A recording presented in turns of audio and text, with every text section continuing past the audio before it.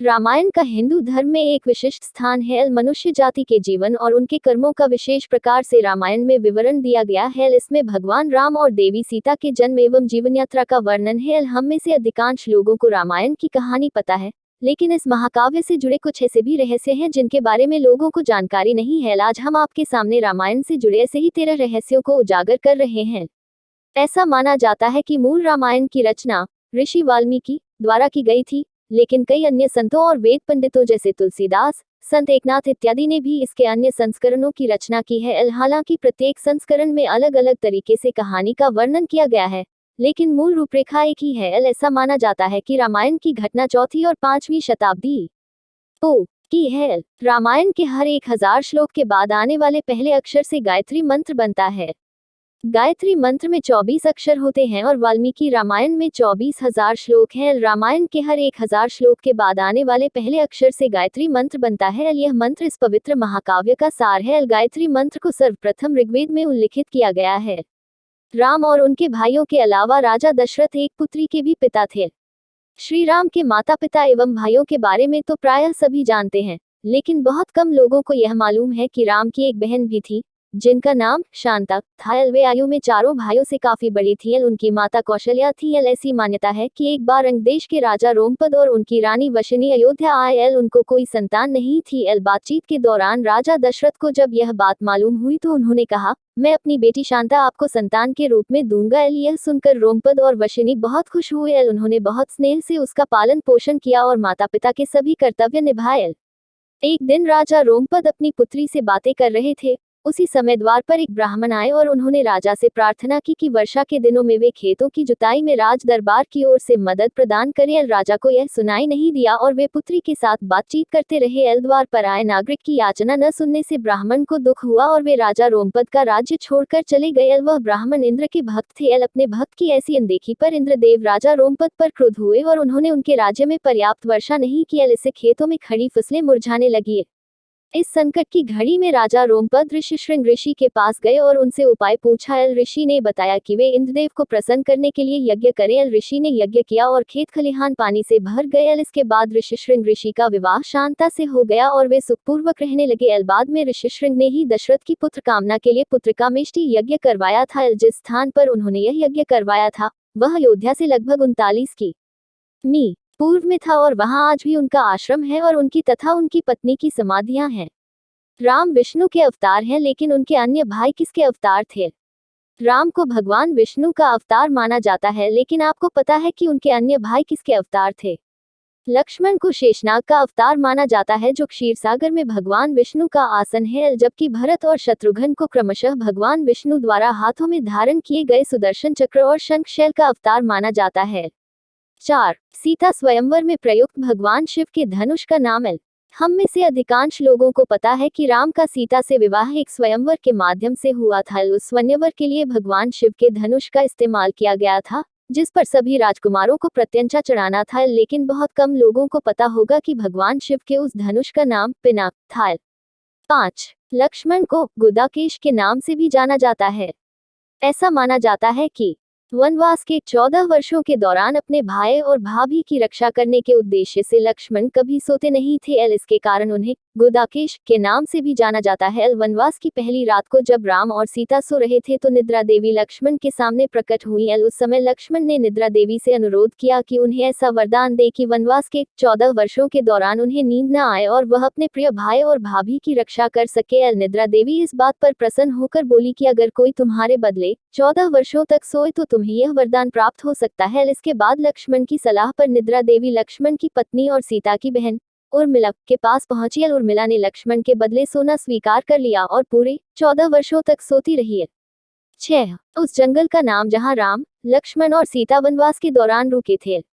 रामायण महाकाव्य की कहानी के बारे में हम सभी जानते हैं कि राम और सीता लक्ष्मण के साथ 14 वर्षों के लिए वनवास गए थे और राक्षसों के राजा रावण को हराकर वापस अपने राज्य लौटे थे। हम में से अधिकांश लोगों को पता है कि राम, लक्ष्मण और सीता ने कई साल वन में बिताए थे, लेकिन कुछ ही लोगों को उस वन के नाम की जानकारी होगी। उस वन का नाम दंडकारण्य था, जिसमें राम, सीता और लक्ष्मण ने अपना वनवास बिताया था। यह वन लगभग 35,600 वर्ग मील में फैला हुआ था, जिसमें वर्तमान छत्तीसगढ़, उड़ीसा, महाराष्ट्र और आंध्र प्रदेश के कुछ हिस्से शामिल थे। उस समय यह वन सबसे भयंकर राक्षसों का घर माना जाता था, इसलिए इसका नाम दंडकारण्य था, जहाँ दंड का अर्थ सजा देना और अरण्य का अर्थ वन है।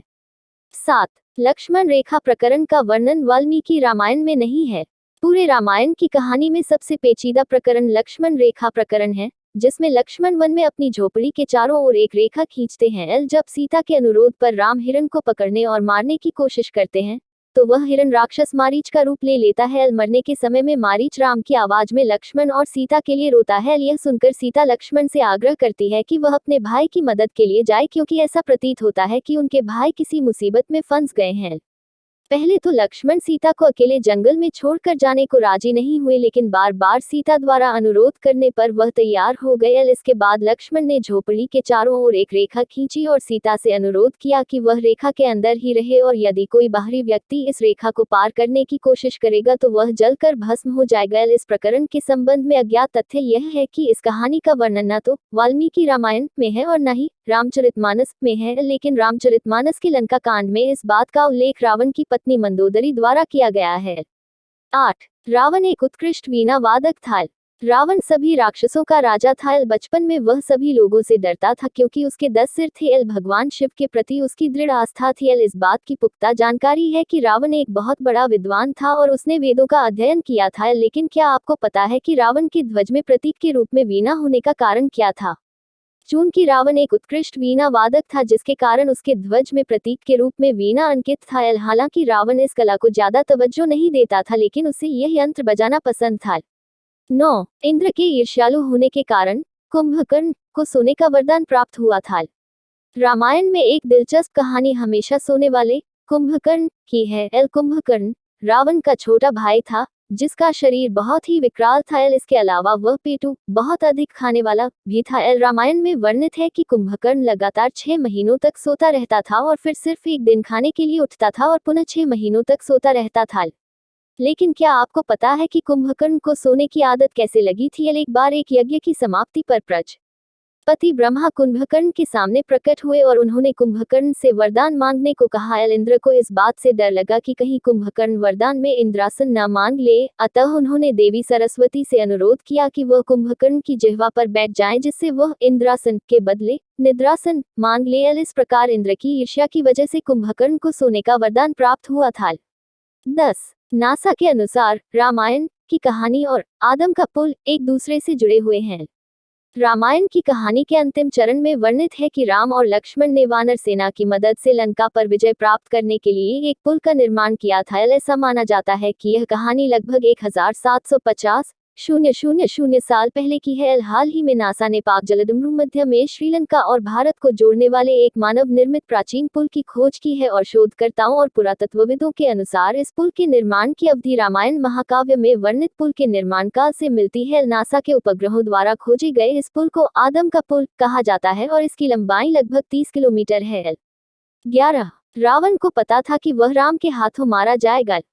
रामायण की पूरी कहानी पढ़ने के बाद हमें पता चलता है कि रावण एक क्रूर और सबसे विकराल राक्षस था, जिससे सभी लोग घृणा करते थे। जब रावण के भाइयों ने सीता के अपहरण की वजह से राम के हमले के बारे में सुना तो अपने भाई को आत्मसमर्पण करने की सलाह दी थी। यह सुनकर रावण ने आत्मसमर्पण करने से इनकार कर दिया और राम के हाथों मरकर मोक्ष पाने की इच्छा प्रकट की। उसके कहा कि अगर राम और लक्ष्मण 2 सामान्य इंसान हैं, तो सीता मेरे पास ही रहेगी, क्योंकि मैं आसानी से उन दोनों को परास्त कर दूंगा, और यदि वे देवता हैं तो मैं उन दोनों के हाथों मरकर मोक्ष प्राप्त करूंगा। 12. आखिर क्यों राम ने लक्ष्मण को मृत्युदंड दिया? रामायण में वर्णित है कि श्री राम ने न चाहते हुए भी जान से प्यारे अपने छोटे भाई लक्ष्मण को मृत्युदंड दिया था। आखिर क्यों भगवान राम ने लक्ष्मण को मृत्युदंड दिया था? यह घटना उस वक्त की है जब श्री राम लंका विजय के बाद अयोध्या लौट आए थे और अयोध्या के राजा बन गए थे। एक दिन यम देवता कोई महत्वपूर्ण चर्चा करने के लिए श्री राम के पास आते हैं। चर्चा प्रारंभ करने से पूर्व उन्होंने भगवान राम से कहा कि आप मुझे वचन दें कि जब तक मेरे और आपके बीच वार्तालाप होगी, हमारे बीच कोई नहीं आएगा, और जो आएगा उसे आप मृत्युदंड देंगे। इसके बाद राम लक्ष्मण को यह कहते हुए द्वारपाल नियुक्त कर देते हैं कि जब तक उनकी और यम की बात हो रही है वो किसी को भी अंदर न आने दे, अन्यथा वह उसे मृत्युदंड दे देंगे। लक्ष्मण भाई की आज्ञा मानकर द्वारपाल बनकर खड़े हो जाते हैं। लक्ष्मण को द्वारपाल बने कुछ ही समय बीतने के बाद वहां पर ऋषि दुर्वासा का आगमन होता है। जब दुर्वासा ने लक्ष्मण से अपने आगमन के बारे में राम को जानकारी देने के लिए कहा तो लक्ष्मण ने विनम्रता के साथ मना कर दिया। इस पर दुर्वासा क्रोधित हो गए तथा उन्होंने संपूर्ण अयोध्या को श्राप देने की बात कही है। लक्ष्मण ने शीघ्र ही यह निश्चय कर लिया कि उनको स्वयं का बलिदान देना होगा ताकि वो नगरवासियों को ऋषि के श्राप से बचा सके, और उन्होंने भीतर जाकर ऋषि दुर्वासा के आगमन की सूचना दी। अब श्री राम दुविधा में पड़ गए क्योंकि उन्हें अपने वचन के अनुसार लक्ष्मण को मृत्युदंड देना था। इस दुविधा की स्थिति में श्री राम ने अपने गुरु वशिष्ठ का स्मरण किया और कोई रास्ता दिखाने को कहा। गुरुदेव ने कहा कि अपनी किसी प्रिय वस्तु का त्याग उसकी मृत्यु के समान ही है, अतः तुम अपने वचन का पालन करने के लिए लक्ष्मण का त्याग कर दो। लेकिन जैसे ही लक्ष्मण ने यह सुना तो उन्होंने राम से कहा कि आप भूल कर भी मेरा त्याग नहीं करना, आपसे दूर रहने से तो यह अच्छा है कि मैं आपके वचन का पालन करते हुए मृत्यु को गले लगा लूं। ऐसा कहकर लक्ष्मण ने जल समाधि ले ली। 13 राम ने सरयू नदी में डुबकी लगाकर पृथ्वीलोक का परित्याग किया था। ऐसा माना जाता है कि जब सीता ने पृथ्वी के अंदर समाहित होकर अपने शरीर का परित्याग कर दिया तो उसके बाद राम ने सरयू नदी में जल समाधि लेकर पृथ्वीलोक का परित्याग किया था।